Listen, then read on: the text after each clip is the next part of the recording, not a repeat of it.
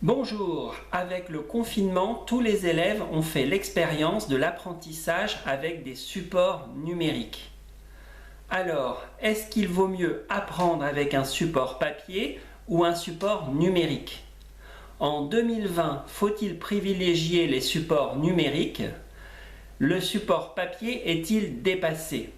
C'est ce que je vous propose d'étudier ensemble.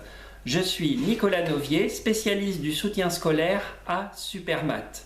Une première étude a été menée par Kate Garland, une docteure en psychologie britannique, qui a montré qu'il y avait un léger avantage pour le support papier.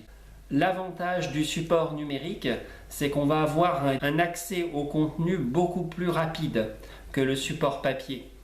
Et puis avec les vidéos, on va avoir un contenu plus riche, plus varié et plus pédagogique. Alors l'inconvénient du support numérique, qui a été montré par André Tricot, qui est un chercheur de l'Université de Toulouse, c'est que consciemment ou inconsciemment, lors d'un apprentissage sur Internet, notre cerveau est constamment sollicité. On se demande sans forcément qu'on en ait conscience, de savoir s'il faut cliquer sur telle ou telle chose, à quel moment il va falloir faire dérouler le texte. Et donc ça perturbe la concentration et ça affaiblit aussi la mémorisation dans le temps. Donc André Tricot a montré qu'on aura une moins bonne mémorisation dans le temps.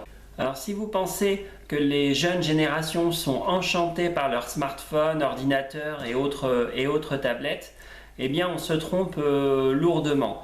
Naomi Marron, une chercheuse américaine, a démontré dans une étude que 92% des étudiants préfèrent apprendre avec un support papier plutôt qu'un support numérique. Pour résumer ce qui a été trouvé dans les différentes études, le support numérique est idéal pour trouver rapidement une information et accéder à du contenu varié.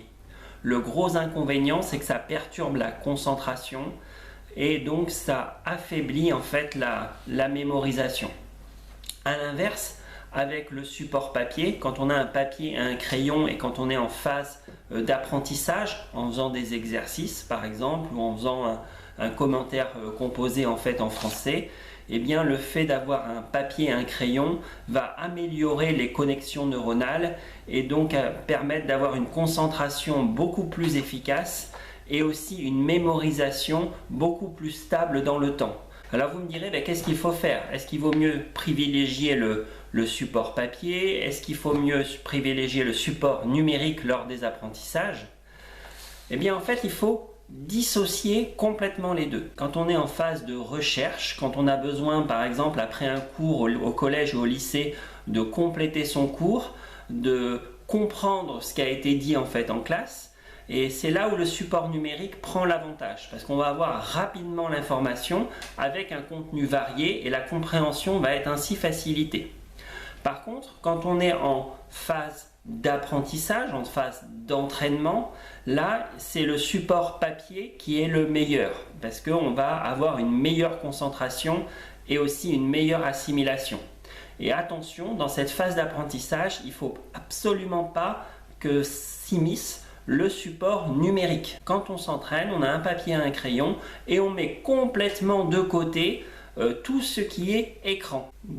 Et la clé, c'est vraiment ça, dissocier le temps de recherche qui peut intégrer les écrans numériques du temps d'apprentissage qui nécessite uniquement et exclusivement le support papier.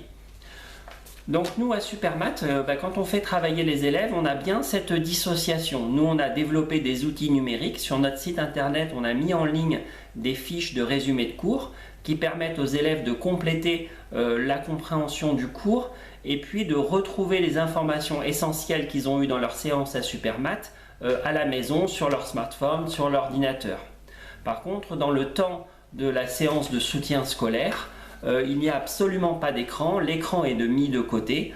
On demande aux élèves de ne pas toucher en fait à leur smartphone, sauf évidemment s'il y a une urgence, mais on est vraiment dans un apprentissage papier-crayon et exclusivement papier-crayon, et donc ça nous permet d'avoir d'excellents résultats, d'avoir des élèves plus motivés, plus en confiance, voilà. Voilà, j'espère que cette vidéo vous a plu. Si c'est le cas, je vous remercie de me mettre un pouce levé si vous avez regardé cette vidéo sur YouTube. Vous pouvez me laisser un commentaire sous la vidéo et dites-moi dans les commentaires comment vous faites pour apprendre. Est-ce que vous dissociez le support papier du support numérique? Comment vous utilisez chaque support? Merci, au revoir, à bientôt.